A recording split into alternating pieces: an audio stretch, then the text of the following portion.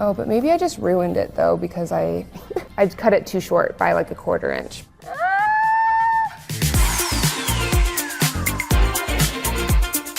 Hello you guys, we're back for another Jenna Tries, and I gotta be quiet this time, which doesn't come naturally because I'm at my desk in front of all of the office.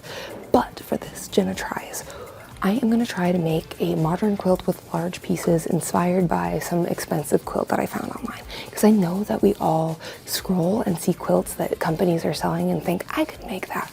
So I found this quilt. Look how cute this is. It's so cute. And it has super large pieces. It's great for kids. I see some curved, like there's a curved piece in there. And I love the colors. I think it's super fun. And it's only like, what? This isn't that expensive, like $143 for a full queen size quilt. Like honestly, isn't that terrible. And I probably won't be able to make it for cheaper, but I'm gonna try by using scraps or like fabric that we already have here. My thought process with this is I want to do a variety of curves and I want to do a variety of sizes of blocks just so it looks fun. I love figuring out block sizes and curve sizes and what works. This is what I kind of came up with, and if you have trouble picking out colors, you can search different color palettes and then whatever one you like, it tells you the colors, and then you can copy and paste it and then print it out and take it to your local quilt shop. So that's kind of how I found the colors for this guy. So this is the color palette that I've decided to go with. I like it, these lime greens. I think it gives it the pop, and the blue just like gives it the different other pop. I don't know, but I think it's cute. And then to create these guys, I turned them into, hopefully you can see it. Can you see that? Templates that I can print out. And I don't know if I did the math right, so let's hope. It has taken forever, but I have finally gotten all of the measurements for this quilt laid out. I got it all drawn out and labeled, and so let's see if we can put it together.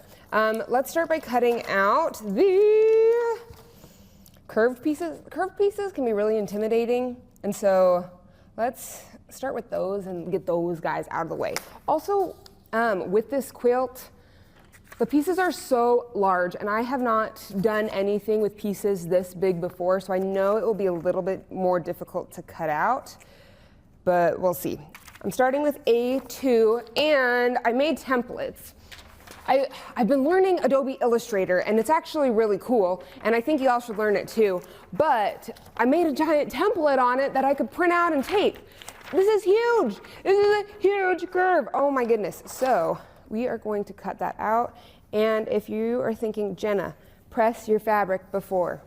Sorry, not sorry. I don't feel like doing that right now because I'm going to press it afterwards. Because I know that with this guy, we're going to have to trim it down anyway. So I'm not going to press this one right now.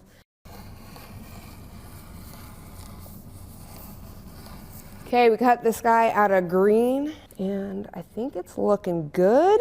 Whenever you sew a curved part on, a lot of the times the patterns will ask you to find the middle of both pieces. So this is lined up, but I just want to make sure that it matches with my picture, and it does not. So I gotta flip it. I want it on this side and on this side. There we go. There we go. Okay. Now that matches my A1 and A2 right there. Perfect. Now where we have these middle marks, we're going to fold it over and line those up. I'm going to use some pins. I just stabbed myself. Once you have the middle guy lined up, you are just going to pin.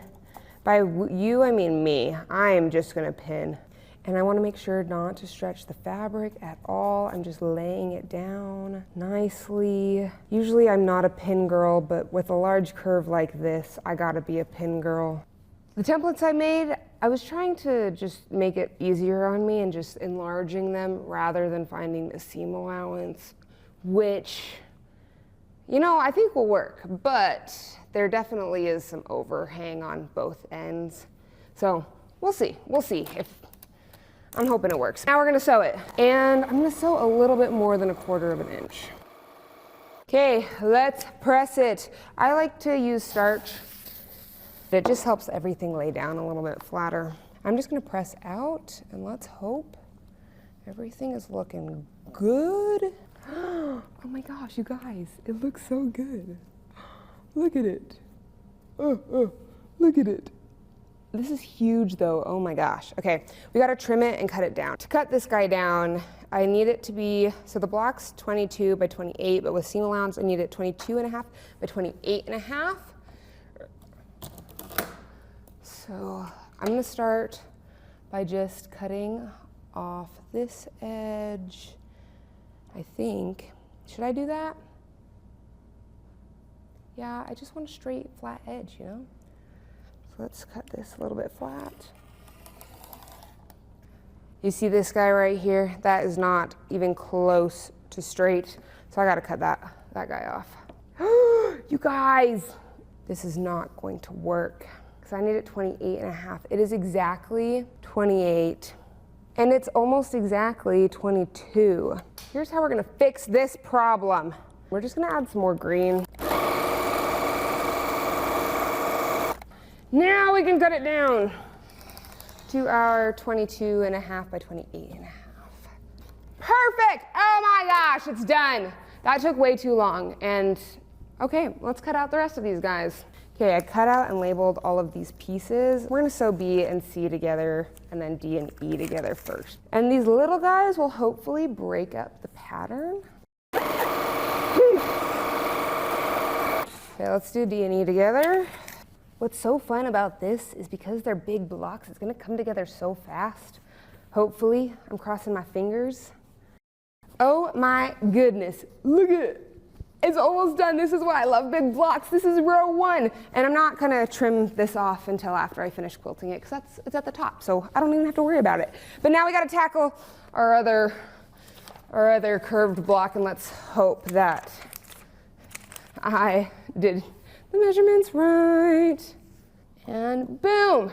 Okay, now we can take it all back over here and do our pinning again.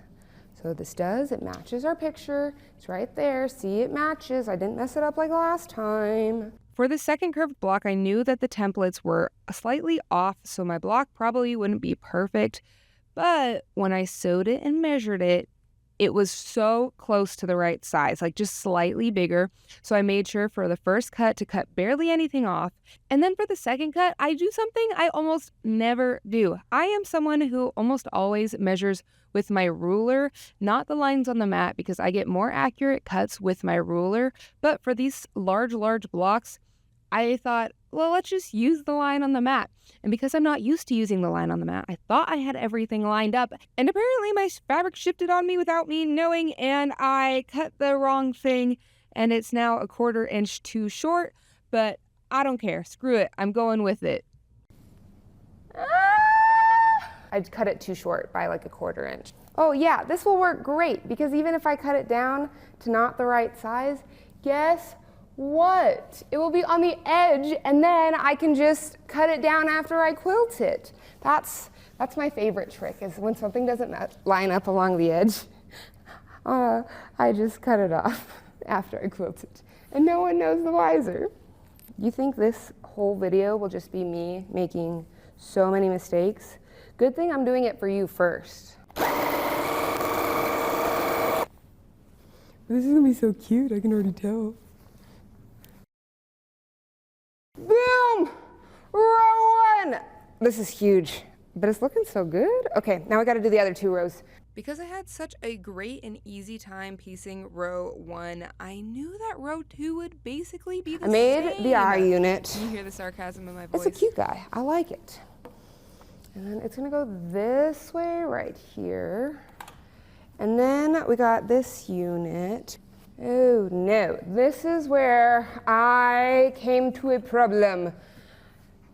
My template wasn't big enough for this one. There's only one curved piece on row 2, and I screwed up this template more than I did the other 2 templates. I'm missing like a whole 2 inches. If you look at the picture, it's this part right here. I could either add on another green block to make it the right size, or I could add a random stripe right there, but I think the stripe would look weird because I placed the stripes like very purposely in 2s, so I think we're gonna add more green.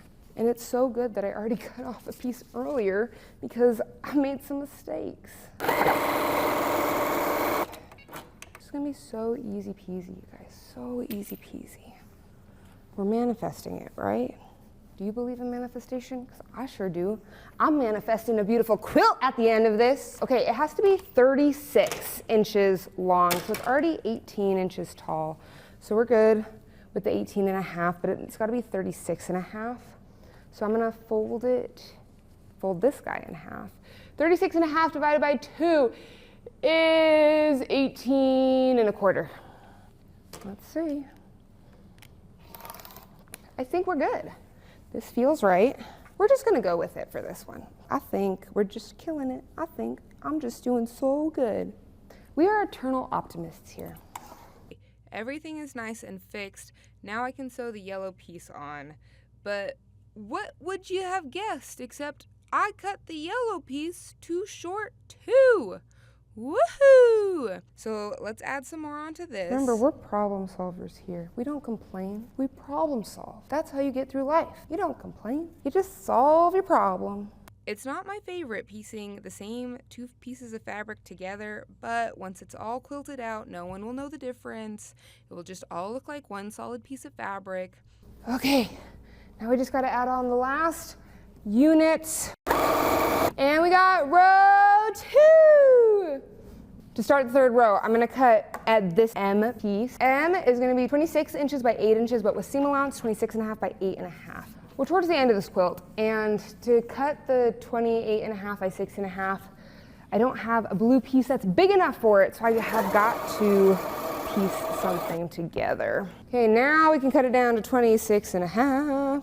And thankfully, for the rest of this row, it came together so fast, so easy.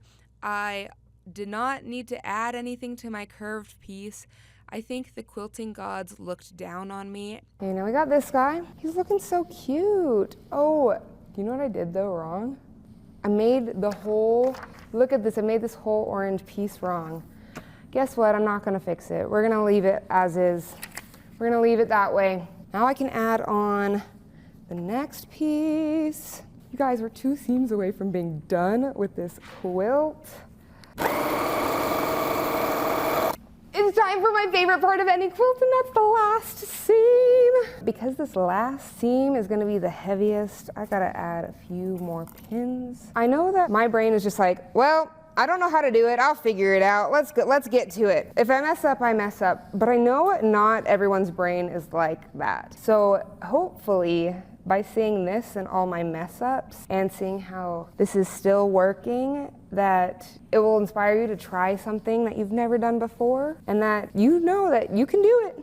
When I was in middle school and I was learning how to sew, at home I was like, I want to make a dress, and I don't know how to make a dress, but I'm gonna figure it out. And I made the ugliest dress that you've ever seen. It was but ugly. It was from a bunch of scrap fabric that was my mom's, and she doesn't sew, but she just had like leftovers from I don't know what. And it was so bad. And then I didn't know how to make straps, so I just used some like velvet ribbon that I found in my mom's craft room, and I wore it to school.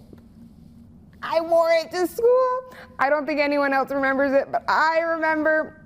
And it was just it was not made well at all, but I was so proud of myself. I was like, I made this, and it's great. As an adult, I'm like, who let her out of the house like that? But you're only embarrassed if you want to be, you know?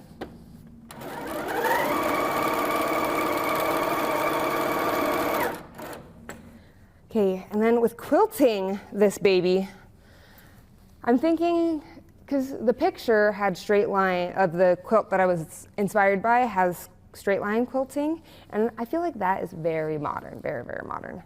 Because on the long arm, you can use the channel lock and just put that down, and it helps you do straight lines so fast. So I may do that. I'm gonna go quilt this, and I will be right back, and then we can see the final quilt. Oh my goodness! To keep in line with the modern theme of this quilt, I was gonna do some straight line quilting. but the frame I was using did not have channel locks. I taped up the wheels, did my line, and some of them are straight, but most of them are just slightly wonky. But then once you wash it, that's when all of the flaws disappear and you'll never know that they're slightly wonky. Here is the finished quilt, and it's absolutely beautiful. Here is the inspiration, and you can see that the colors are definitely different, and it's not the same quilt pattern, but there are large blocks, and we have some curved pieces, and I really love how this turned out, and it came together really fast because of all of the large blocks. I have figured out all of the flaws for you, and I've turned it into a pattern, so if you're interested in making it, it's twin size, and the pattern is in the description below. Thank you so much for joining me for another episode of Jenna Tries. Make sure to like and subscribe, and I'll see you next time.